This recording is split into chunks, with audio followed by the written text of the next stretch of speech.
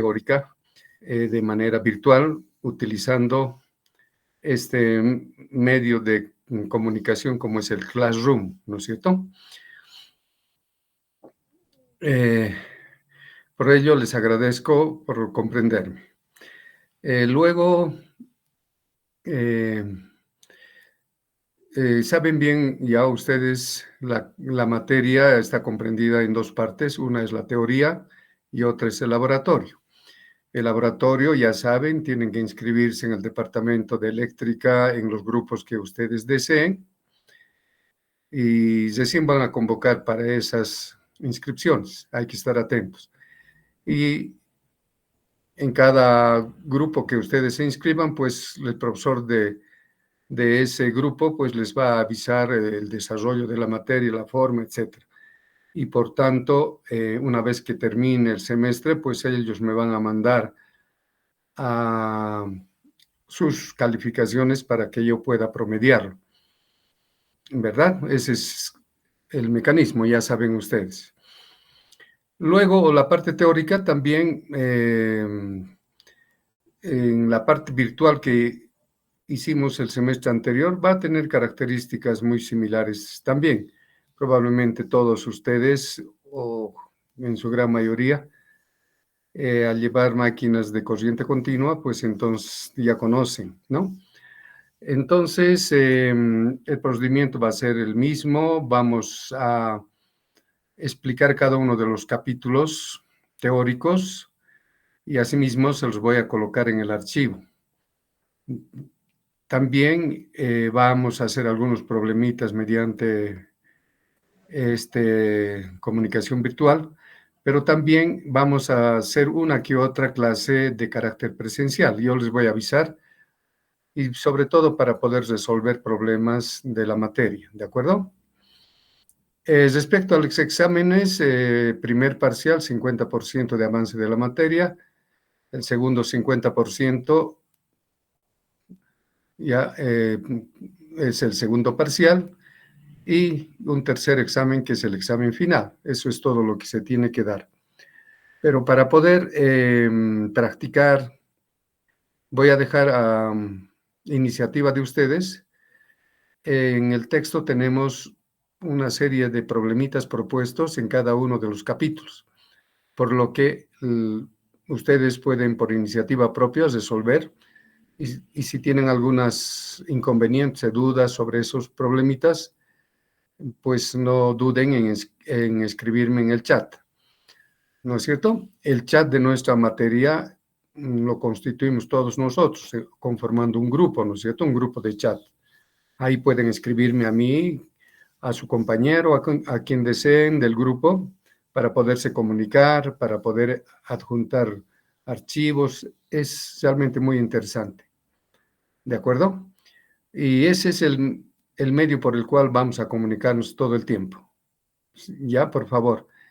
Cualquier cosa que quieran preguntarme fuera de horario también, no hay problema, escriben nomás y yo con gusto les voy a responder.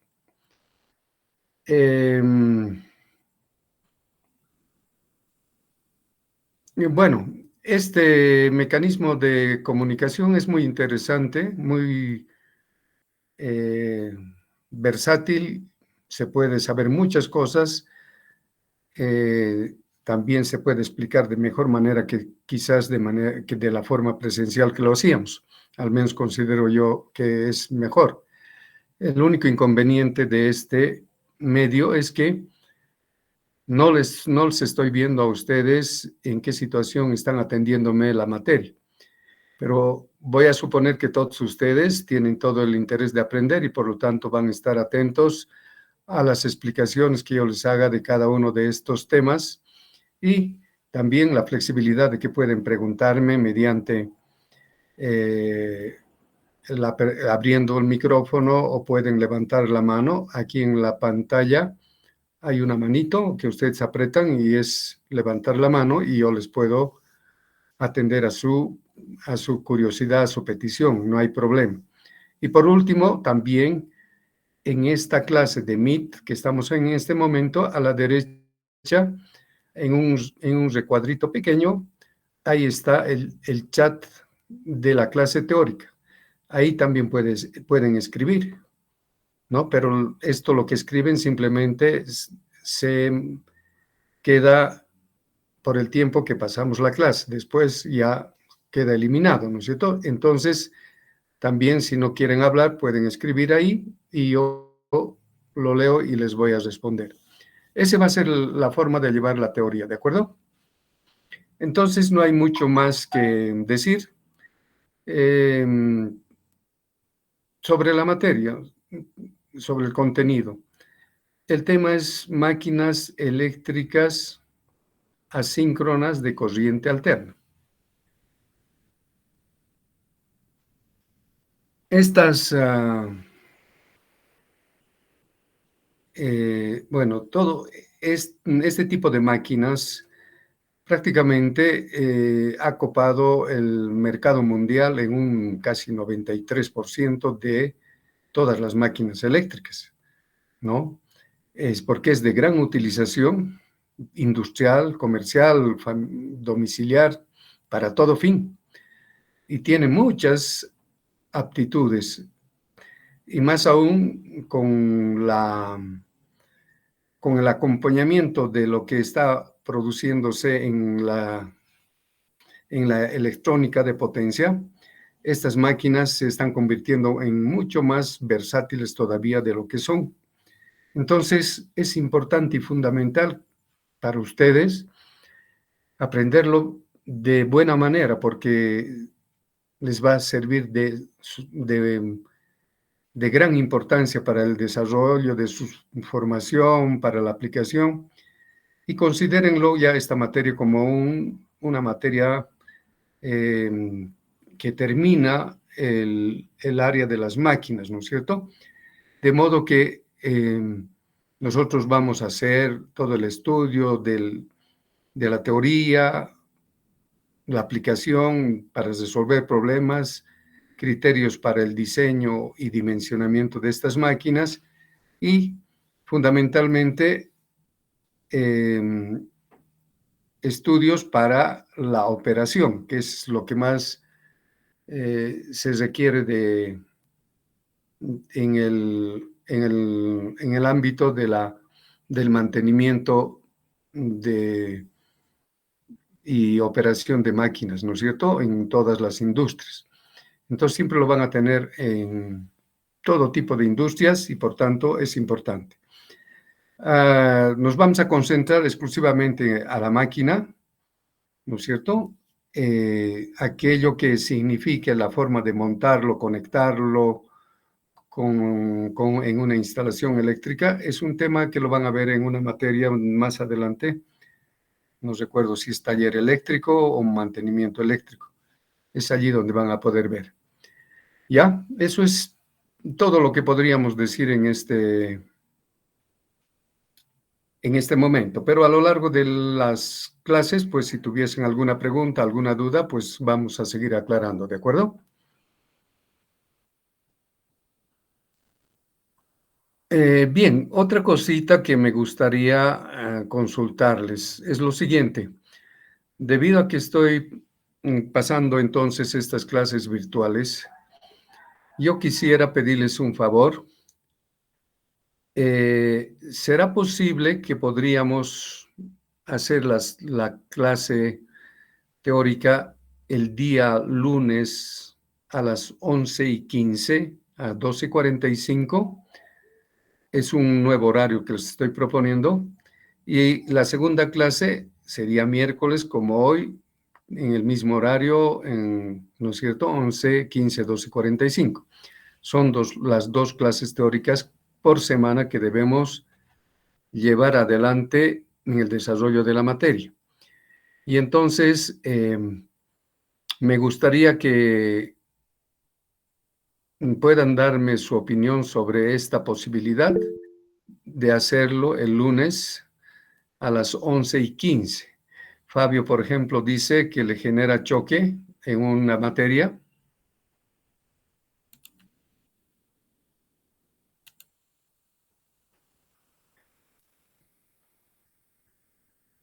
en centrales hidráulicas. Eddie Gutiérrez, está bien el lunes, dicen. Inge, buenos días. El lunes, ¿a qué hora más o menos dijo? Perdón, no lo pude escuchar. 11:15, 12:45. Sí, hay unos cuantos que dice que tienen choque. No sé si será en la misma hora, ¿no? O simplemente debe ser un horario muy cercano, ¿no?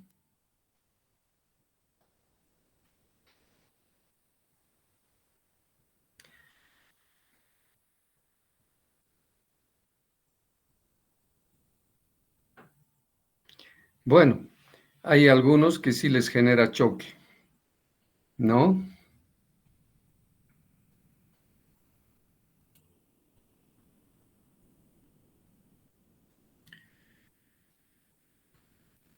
Eh, los que pasan centrales hidráulicas, que parece la materia que se choca, ¿en qué horario están pasando?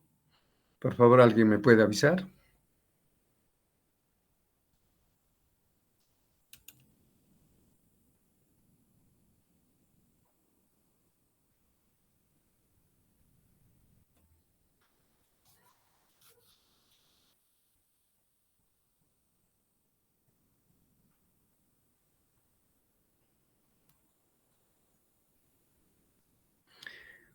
Ujú. Desde las 9:45 hasta las 12.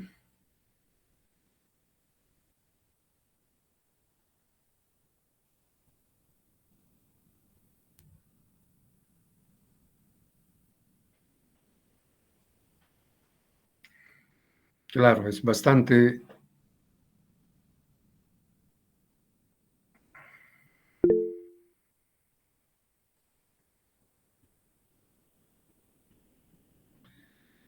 em, bueno, sí, hay algunos que sí tienen choque, ¿no? Alejandro, estoy en ese afán de querer encontrar la forma de grabar porque ahora la grabación en este sistema del Classroom es pagado y la universidad no paga. Entonces tenemos este inconveniente. A ver, vamos a ver cómo podemos grabar las siguientes clases, ¿de acuerdo? Bueno, volvamos a nuestro afán de fijar.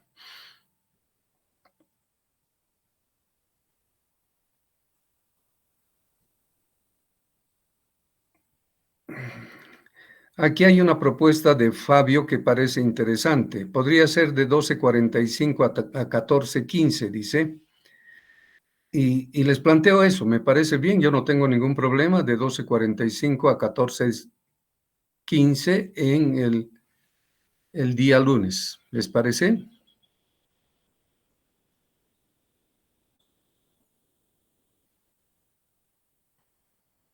Uriel, si puedes grabarlo, perfecto. Ya vamos a estar hablando más adelante. Yo quisiera todavía definir la hora. Ahí está, todos están de acuerdo.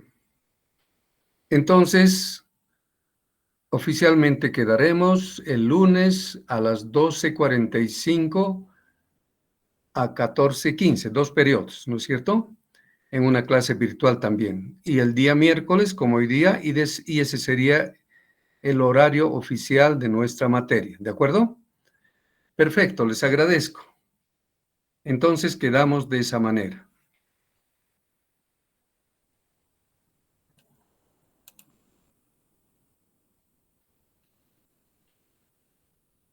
Bien, eh, dicho todo esto, entonces, ¿qué les parece si avanzamos un poquito del primer capítulo? ¿Ya? Para poder ya gradualmente adentrarnos en la materia. Permítanme entonces hacer la presentación de este primer capítulo.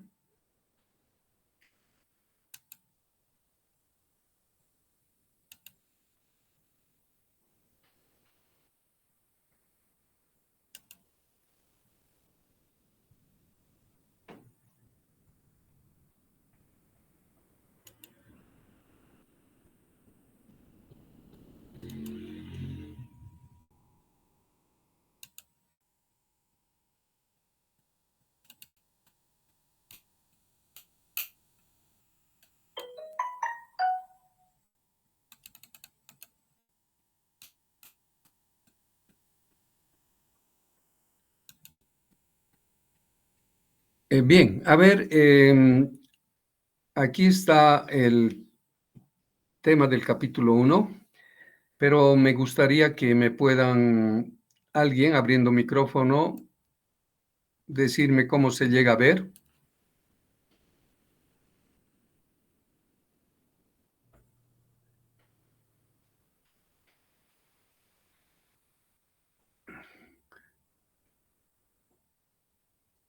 Y que solamente se ve la parte del Classroom, creo que se congeló la pantalla. Ah, qué problema. A ver, vamos a volver nuevamente.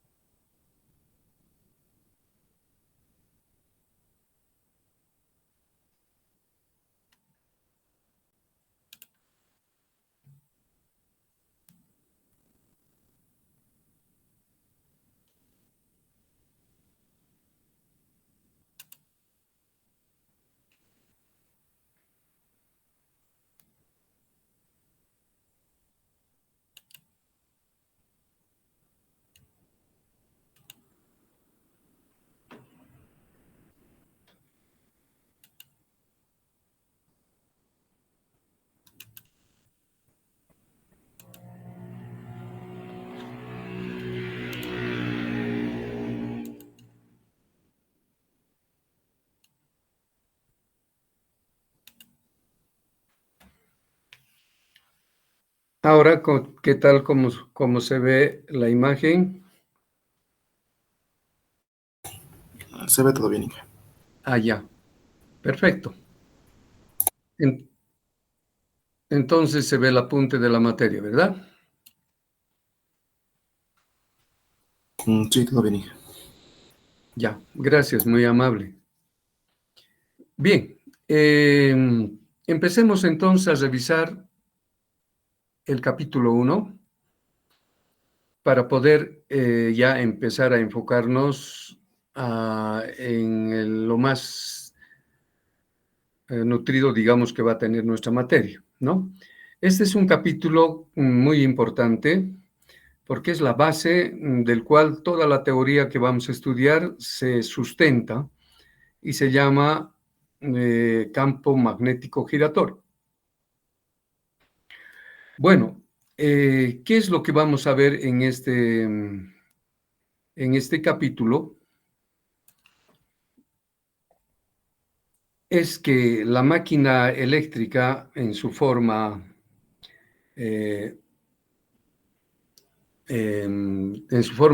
normal y rutinaria, ustedes conocen, ¿no es cierto? Es una máquina cilíndrica, rotatoria, ¿no es cierto? Y va a ser también una máquina que tiene su parte fija, el estator, su parte giratoria, el rotor, y en ambas partes del estator y del rotor vamos a diseñar unos arrollamientos hechos con bobinas, conectados de una manera tal que vamos a lograr al construir la máquina asíncrona, ¿no es cierto? Ese más o menos es, digamos, la visión general que tienen que tener de la máquina para poder estudiarlo. Al final de este capítulo vamos a ver unas figuritas para que tengan mucho más ubicación sobre la máquina, ¿ya? Entonces, esta máquina se basa en que los arrollamientos del estator, o sea, en la parte estática que no gira, consiguen de una manera muy estratégica y peculiar que haya un campo magnético que tenga polo norte, polo sur, igual como hicimos en máquinas de corriente continua, ¿no es cierto? Norte-sur, norte-sur. pero este difiere en que ese campo magnético se mueve y gira en torno a la circunferencia de la máquina, sin que el estator se mueva ni sus arrollamientos se muevan, sino simplemente el efecto del campo magnético hace que dé vueltas y gire. Entonces, lograr eso ha sido una de las relaciones electromagnéticas más importantes que ha cambiado la historia de las máquinas. ¿Ya? Entonces, imagínense, eso vamos a lograr mediante el estudio de este capítulo. ¿Ya? Ese campo magnético giratorio.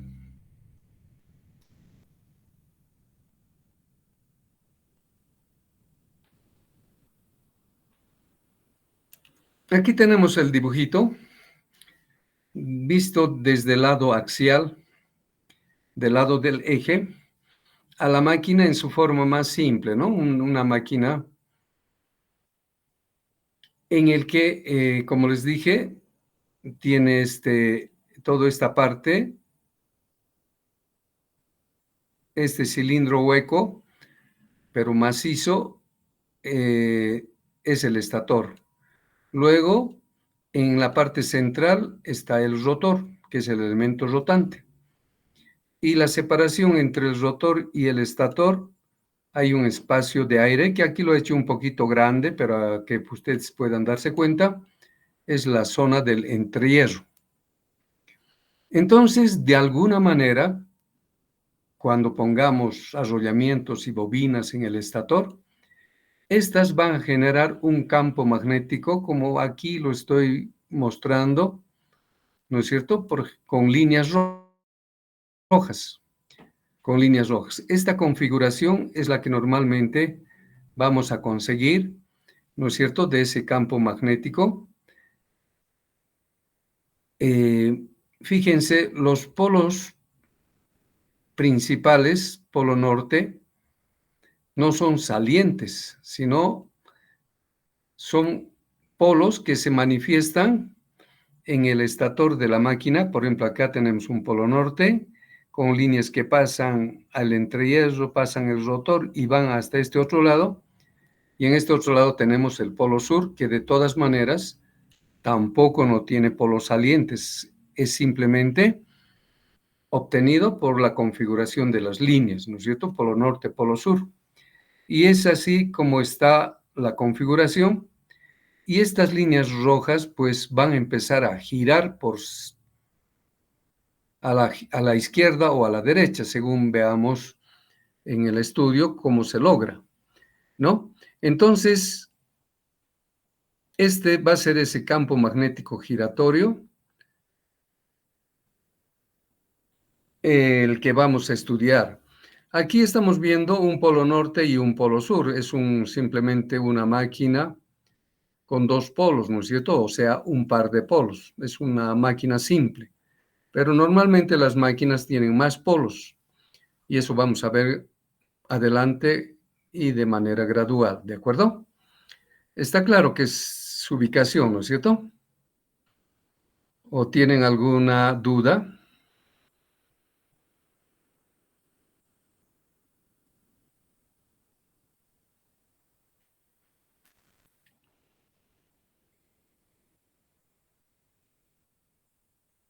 Bien. Podemos aprovechar de este gráfico algo que es muy importante.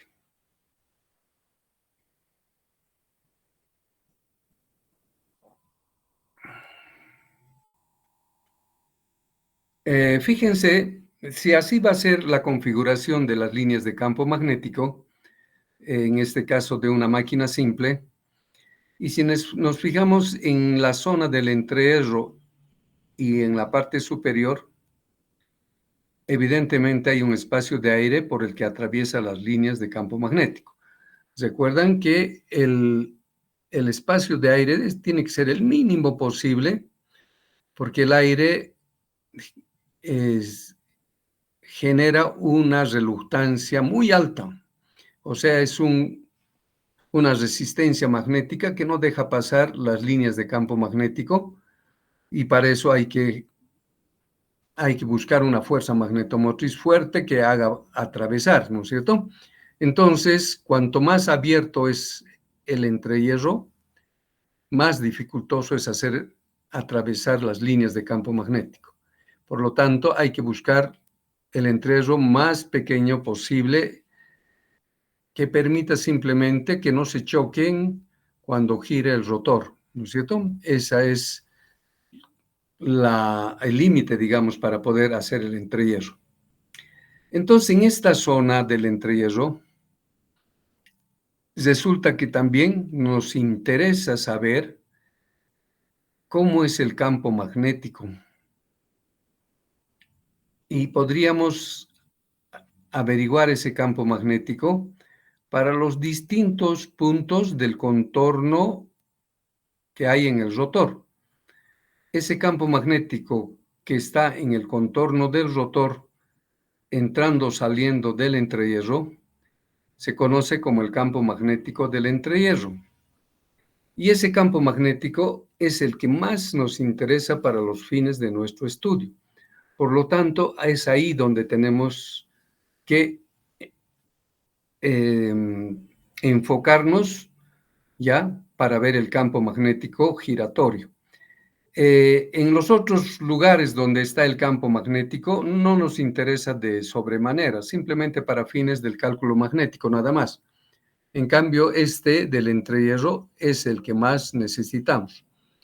Entonces, si yo quiero encontrar la densidad de campo magnético aquí en la parte superior, por ejemplo, del entrehierro en una pequeña zona, pues para encontrar ese campo magnético del entrehierro, ¿verdad? Puedo encontrar dividiendo el flujo sobre el área, ¿no es cierto? Porque recuerden, la densidad de campo es flujo de campo dividido entre el área, ¿no es cierto? Entonces, si tomo en consideración un pedacito de área en esta parte y aplico la relación que les acabo de decir,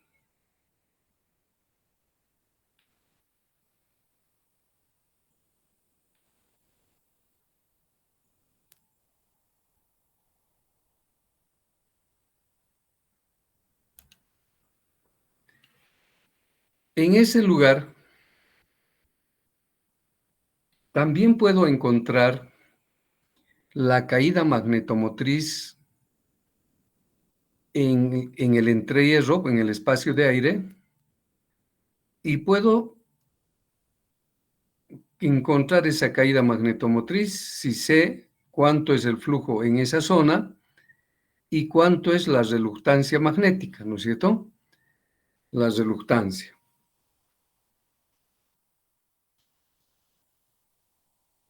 Si, como dijimos, el flujo se puede encontrar en ese lugar sabiendo cuánto es la densidad de campo o directamente campo que vamos a definir nomás ya, el campo en el entrehierro, multiplicado por el área transversal de las líneas que pasan en ese sector, ¿no es cierto? Campo por área, ¿no es cierto? Ese es el flujo. Y la reluctancia, si se acuerdan un poquito de en máquinas de corriente continua, hemos visto que la reluctancia tiene una relación que es igual a 1 sobre la permeabilidad de aire, la longitud del entrehierro o entrehierro nomás, y el área donde está la reluctancia, ¿no es cierto? Como en ese tramo el área es el mismo que el de las líneas de densidad que pasan por el área, estas dos se llegan a simplificar y entonces el campo magnético en el entrehierro podríamos despejar y tendríamos mu sub 0 que es la permeabilidad de vacío, sobre el entrehierro multiplicado por la caída magnetomotriz del entrehierro. ¿No? Entonces, quizás de esta manera uno puede encontrar el campo magnético en el entrehierro en un punto del contorno del rotor, ¿no es cierto? En un punto, simplemente conociendo la permeabilidad, la longitud del entrehierro o entrehierro, que es un valor constante, y la caída magnetomotriz que se está produciendo en esa pequeña zona, ¿no es cierto? La caída magnetomotriz. Entonces, dependemos en esta formulita de cómo poder encontrar la caída magnetomotriz para poder luego determinar el campo magnético en ese punto, ¿no es cierto?, del entrehierro. Entonces, esta formulita podríamos aplicarlo en el desarrollo de lo que vamos a ver a continuación. Ya, aquí están todos los parámetros del cuales he hablado, ¿no es cierto?, que están en la fórmula y las unidades que se manejan.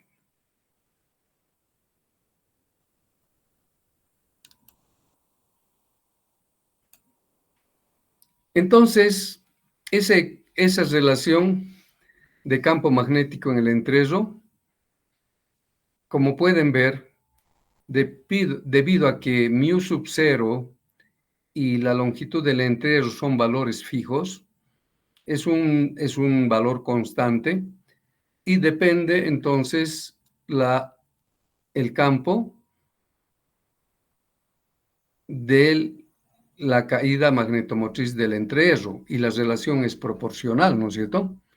Porque como μ sub 0 y LE son constantes, entonces si la caída magnetomotriz es grande, el campo magnético en ese lugar también va a ser grande, o a la inversa, ¿no es cierto? Si es pequeño, va a ser pequeño B, el campo B.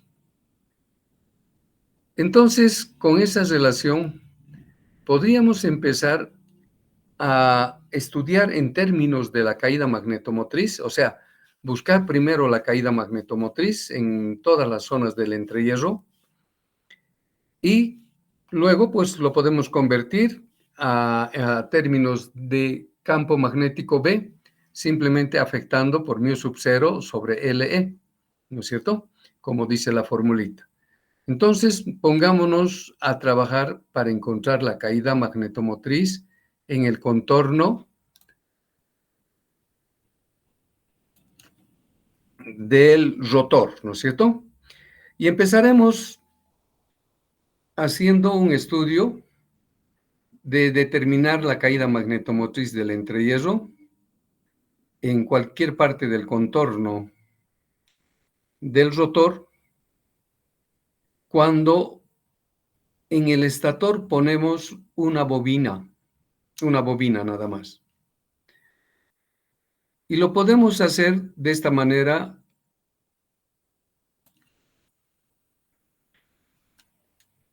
Fíjense, aquí está el estator, es en el lugar donde vamos a poner la bobina. La bobina, para poner la bobina, aquí abrimos una ranura donde está A, ¿no es cierto? Y la bobina va hasta atrás de la máquina, regresa hasta A', que está aquí abajo, también en una ranura, y empezamos a darle vueltas, una cantidad de vueltas a esa bobina, ¿de acuerdo? Y listo, ya está instalado una bobina en esos puntos. Bueno, van a fijarse que más adelante sobre los lugares donde se colocan las bobinas obedecen a unas ciertas relaciones que ya lo vamos a ver, pero aquí lo hemos puesto en media circunferencia, ¿no es cierto? Y hemos hecho la bobina. En esta bobina hacemos circular una corriente I, mayúscula que está, porque aquí está en cruz la bobina, las corrientes están entrando por este lado y por la parte de abajo está saliendo la corriente. De modo que tengo aquí ya circulando una corriente I por la bobina, ¿no es cierto? Por la ley electromagnética, ustedes saben que cuando hay corrientes aparecen campos magnéticos, ¿no es cierto? Concéntricos al conductor. O según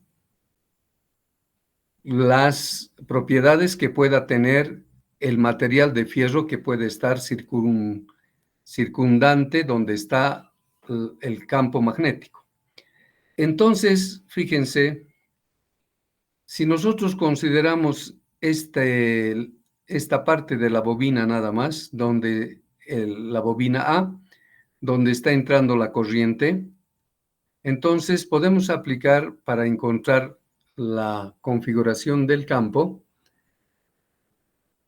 aplicando la regla de la mano derecha. Ustedes con la mano derecha ponen el dedo gordo en la ranura y el sentido de corriente es entrando, ¿no es cierto? Porque hay una X. Entrando, ponen el dedo gordo en ese sentido y las 4 dedos de la mano derecha nos indican el sentido del campo magnético, que desde ya saben bien que siempre es cerrado. Entonces, al hacer que por aquí entra la corriente y tomando en cuenta todas las corrientes de la bobina que están entrando, va a generar líneas de campo magnético como está acá en el dibujo. Unas líneas cerradas, ¿no es cierto? Debido a que es simétrico, en la parte de abajo la historia va a ser similar, pero fíjense, aquí las líneas son opuestas, son en este sentido, debido a que la corriente, en este caso, está saliendo, ¿no es cierto? Si utilizan la mano derecha y aplican la regla, entonces el dedo gordo está saliendo y fíjense, los 4 dedos nos están marcando este sentido de las líneas de campo magnético. Y debido a que los dos tienen las mismas fuerzas magnetomotrices, la configuración que va a establecerse en la máquina va a ser con líneas que en la parte superior sean de esta manera y en la parte inferior de esta otra manera.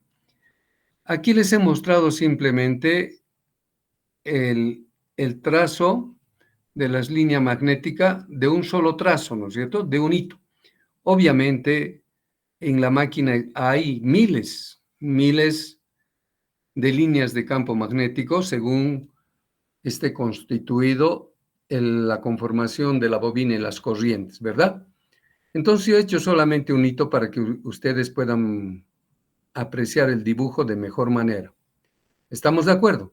Entonces esa bobina, con la circulación de una corriente continua, ha generado una configuración de líneas expresadas por unas líneas cerradas de una sola línea, ¿verdad? Y esa es la configuración que va a tener el campo en la máquina, ¿no es cierto?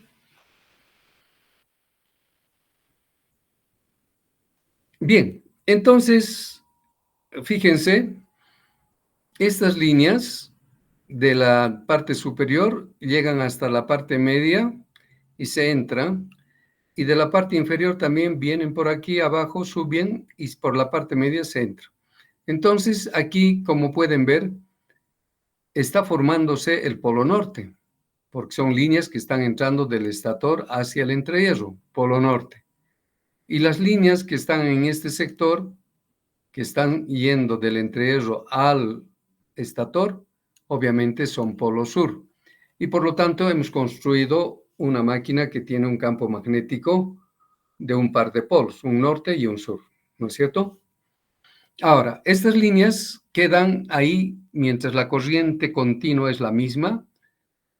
Las líneas de campo magnético también se llegan a establecer de manera fija ahí, no se mueven, no se mueven.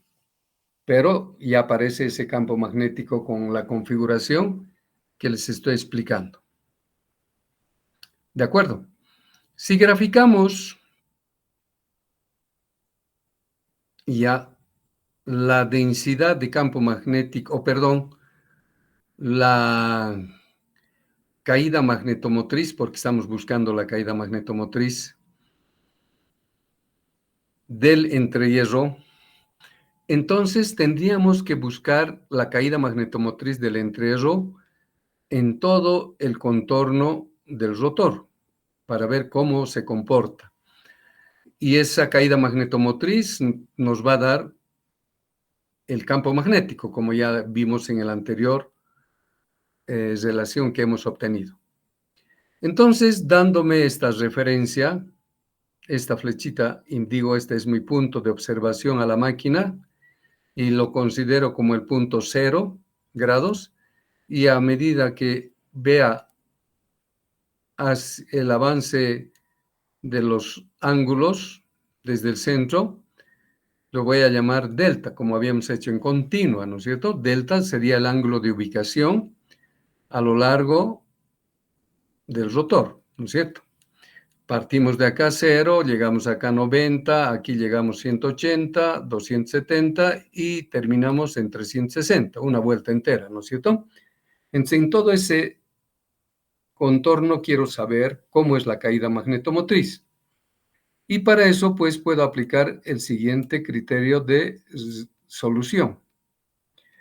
Ustedes saben ya que cuando se sigue la trayectoria de una línea de campo magnético que siempre es cerrada, ¿no es cierto? Siempre es cerrada, nunca es abierta, ¿ya? En esa trayectoria, la intensidad de campo magnético que existe en todos esos puntos de la trayectoria, multiplicado escalarmente por el diferencial de la trayectoria, que vamos a llamar el desplazamiento, o sea, diferencial del desplazamiento, nos va a permitir encontrar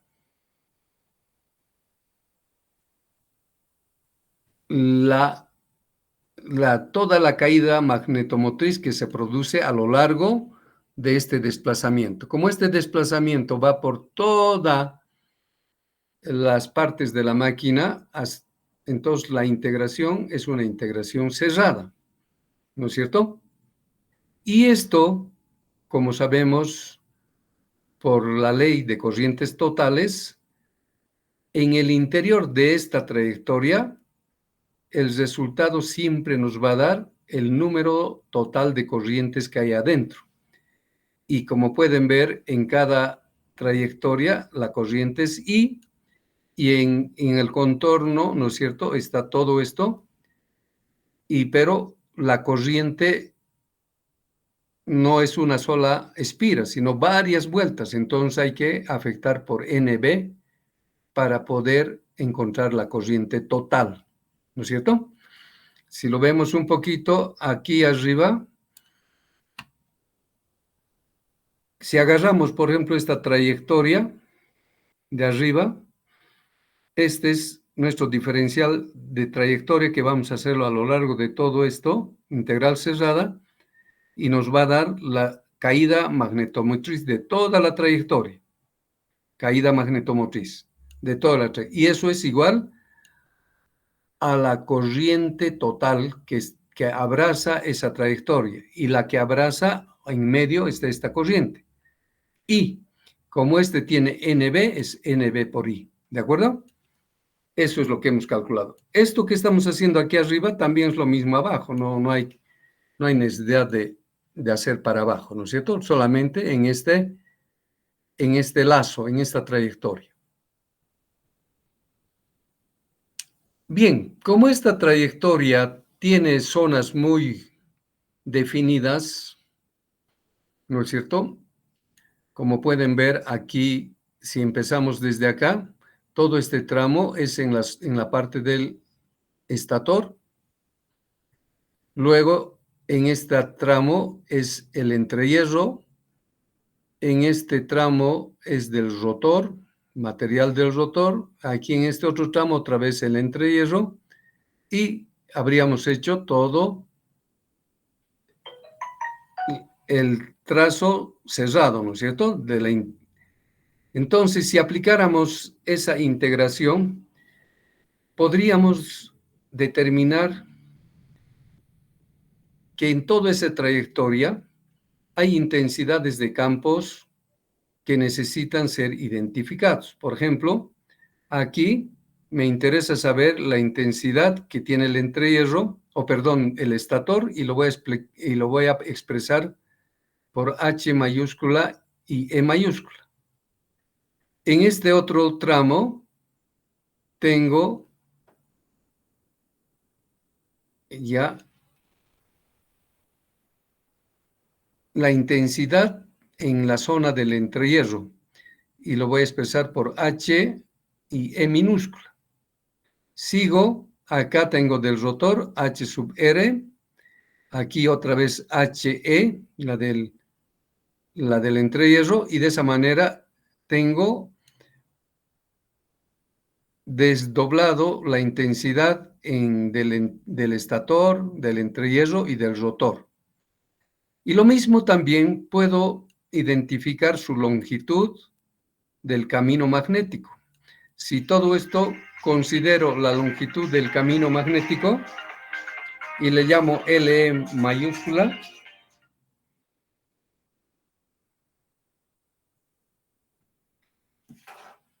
entonces acá podría poner LE minúscula, la longitud LR, y con eso podría desarrollar la integración.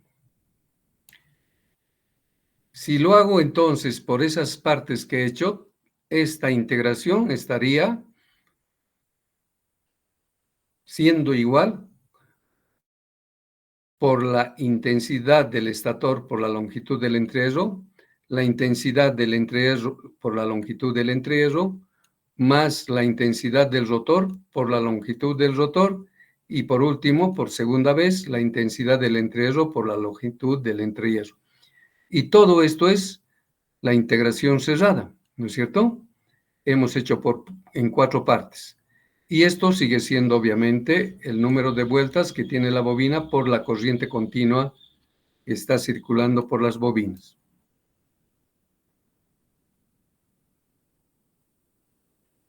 Bien.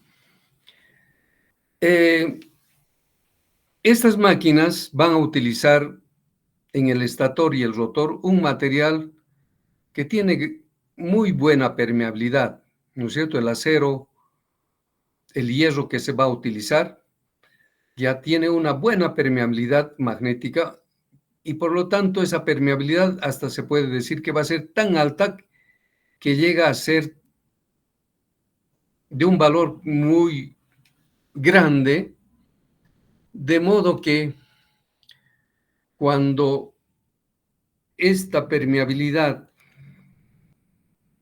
es grande y el campo, que normalmente tiene valores de 1.2, 1.5, hace que esta relación prácticamente sea casi cero, muy próximo a cero. Entonces estamos encontrando que la intensidad de campo en el estator es bajísima. Y en el rotor también de la misma manera, porque se está utilizando el hierro de las mismas características y por lo tanto su permeabilidad es alta y la intensidad es poca, casi nada. ¿Ya? Si nosotros asumimos que esto sea igual a cero, como despreciando todavía estos parámetros, entonces la relación de la sumatoria de intensidades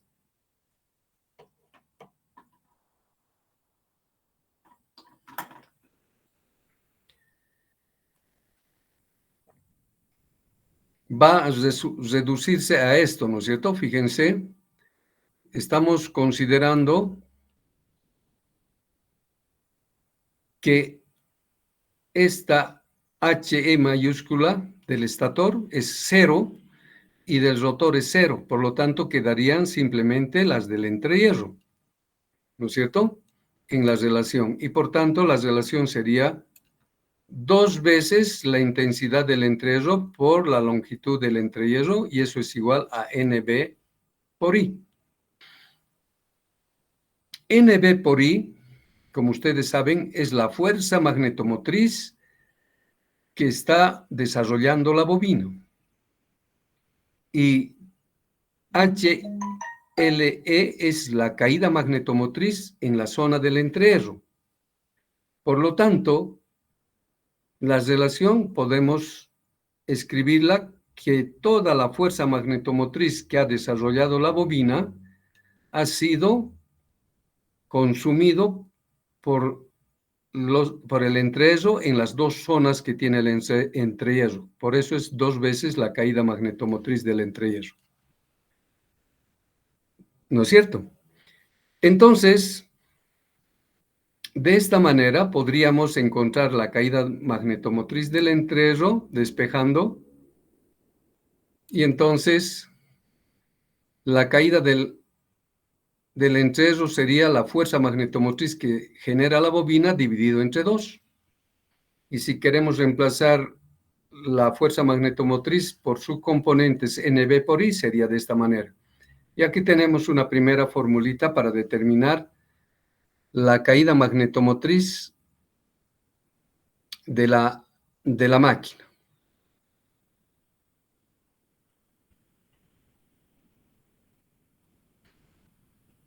De acuerdo, ¿tienen alguna consulta con este resultado?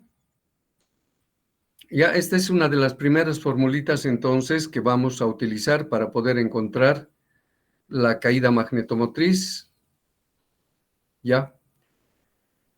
Fíjense, aquí hay una cosa muy importante. Debido a que hemos considerado la intensidad de campo del estator y del rotor como un valor 0, en todas las demás líneas magnéticas que tienen las trayectorias en todo el contorno de la máquina, nos va a dar siempre esta relación, ¿no? Debido a que hemos ajustado bajo esa consideración. Y por tanto, la caída magnetomotriz desde el punto de referencia que tenemos hasta llegar a 90 grados, la caída magnetomotriz va a ser la fuerza magnetomotriz de la bobina medios, o sea, esta línea segmentada. Y cuando es de 90 hasta 270, la caída magnetomotriz va a darnos menos la fuerza magnetomotriz generada por la bobina dividido entre 2, y va a ser esta recta.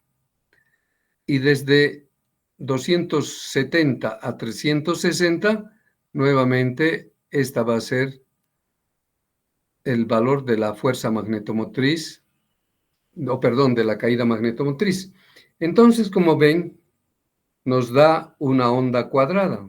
Por resultado, ese estudio teórico que acabamos de hacer. Bien, como ustedes ven, esta es una onda cuadrada periódica porque se repite bajo estas consideraciones, y por lo tanto uno podría resolver esta onda cuadrada mediante ondas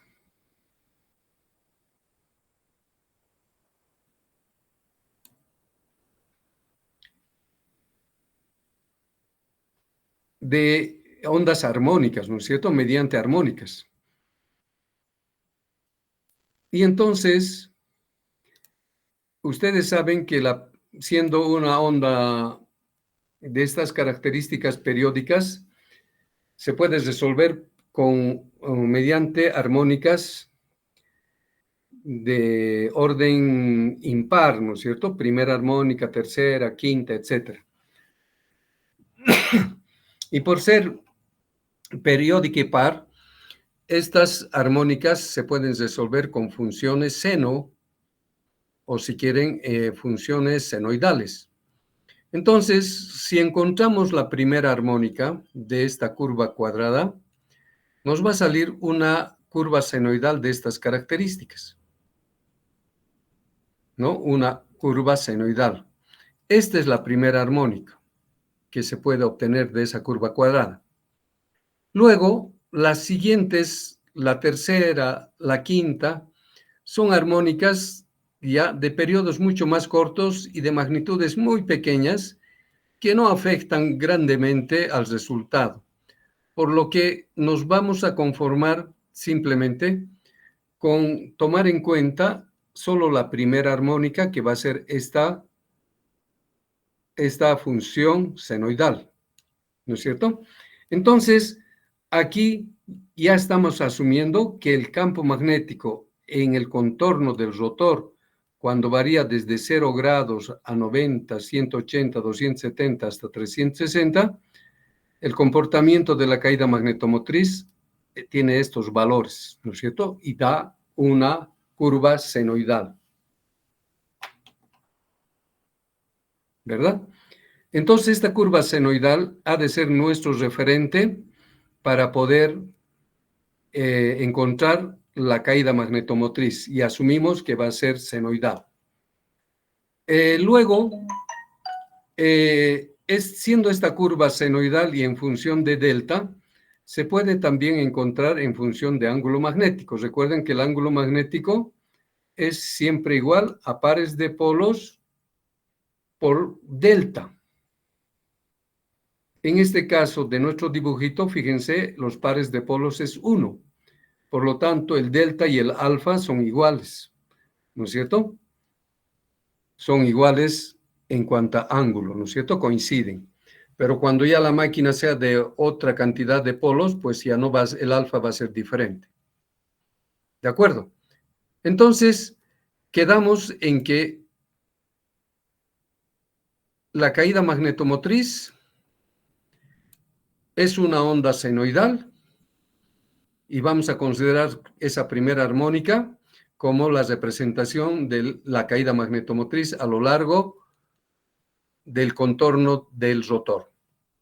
Entonces, de esa manera, podemos encontrar que la caída magnetomotriz, la primera armónica de la bobina, ¿no es cierto?, en el entrehierro, está dado por una amplitud, ¿no es cierto?, la amplitud, y por la función senoidal que corresponda a esa curva. En este caso, desde la referencia que estamos viendo, coincide con el coseno phi, ¿no es cierto?, donde ya dijimos que alfa es igual a pares de polos delta, ¿no es cierto? Entonces, la función matemática que hemos encontrado para la curva de caída magnetomotriz está manifestado por esta relación. Para poder encontrar el valor máximo o la amplitud de esa onda, otra vez recurrimos ya para encontrar la amplitud, hay que encontrar la amplitud de la primera onda, y entonces, por el conocimiento por Fourier, podríamos ver que la amplitud del valor máximo de esa onda de primera armónica está dado por esta relación, donde reemplazamos la amplitud por el coseno de alfa, y estos son los límites donde hay que encontrar. Y haciendo esto, pues encontramos que la amplitud nos da igual a 2 sobre pi NB por I, ¿no es cierto? O si quieren también puede ser 2 sobre pi y la fuerza magnetomotriz de la bobina. Cualquiera de ellos es el mismo, y por tanto, si ahora, sabiendo cómo es el comportamiento de la caída magnetomotriz a lo largo del contorno del rotor, donde está el entrehierro, está dado por esta relación, ahora puedo determinar la densidad de campo magnético a lo largo de ese contorno también. Y recuerden que la formulita era esta, ¿recuerdan? Para determinar el campo magnético hay que hacer mu sub 0 sobre L y la caída magnetomotriz. Entonces, como mu sub 0 L es un dato que tiene la máquina, aquí tendríamos que poner la amplitud de la onda, que sería 2 sobre pi NB por I por coseno phi. Y entonces, de esta manera yo puedo encontrar la función del campo magnético a lo largo del contorno en función del ángulo alfa, ¿no es cierto? Y todo esto es una amplitud, ya también en términos de campo, ¿no es cierto? Porque estamos hablando de B. Y la función es la misma porque ya hemos visto que es proporcional, ¿no es cierto? Por el estudio que hemos hecho.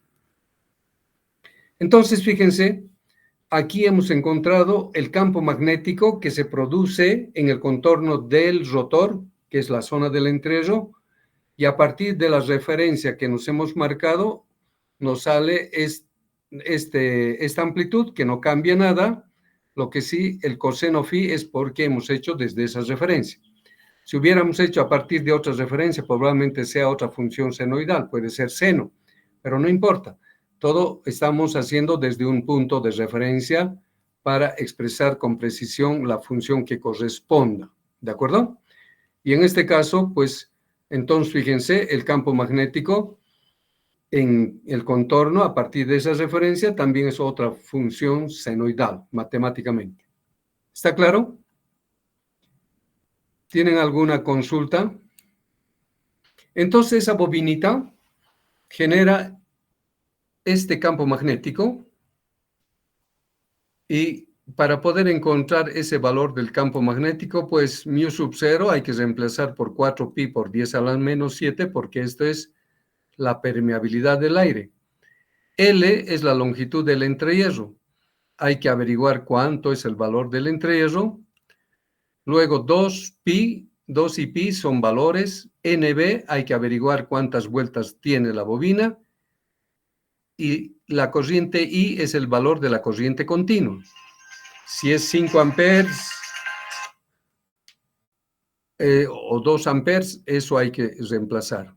Y de esa manera tenemos la amplitud del campo magnético y va variando conforme al ángulo alfa mediante la función coseno en el contorno. Entonces vamos a tener la función senoidal, ¿no es cierto? Y vamos a saber en qué lugar está el polo norte, el polo sur, etc.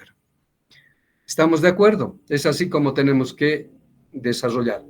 Entonces, de primera formulita es la base para poder hacer todo lo demás, ¿de acuerdo? ¿Tienen alguna duda, alguna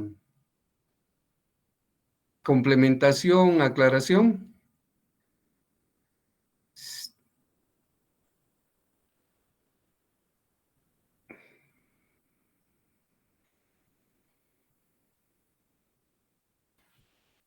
Bien, si no hay nada que consultar, pues voy a dejar de compartir. Vamos a quedar aquí por ser esta primera clase.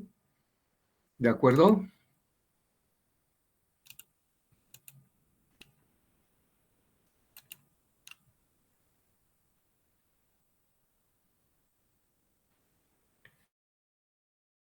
Y entonces,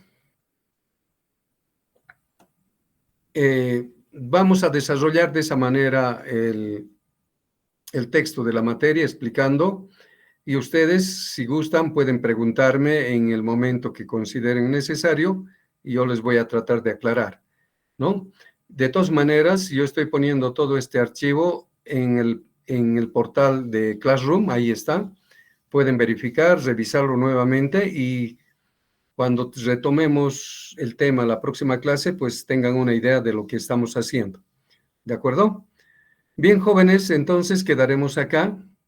Y nos veríamos ahora el día lunes a las 12:45 hasta las 14:15, mediante el contacto virtual también en este Classroom. ¿De acuerdo? Les agradezco por su atención y nos veríamos entonces el lunes próximo. Muchas gracias. Gracias, Inge. Hasta luego. Hasta luego, Lili.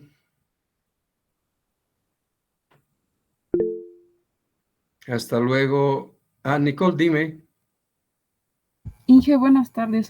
Una consulta sobre los exámenes de mesa. En el web sí salía un Classroom que dice mesa de máquinas DC para síncronas. No sé si lo mandé erróneamente o quería que me aclare la fecha, cuándo va a ser el examen de mesa. De máquinas asíncronas. Va a ser el día viernes. a las 11:15 en el aula 690, en la planta baja. Está bien, Inge, muchas gracias. Ya, a ver, voy a verificar, tal vez me equivoqué, pero de todas maneras en el Classroom he habilitado ya el examen de mesa para avisarles la fecha y el lugar. Espero que no me haya equivocado. Está bien, muchas gracias, Inge. Ya, hasta luego. Hasta luego, Inge.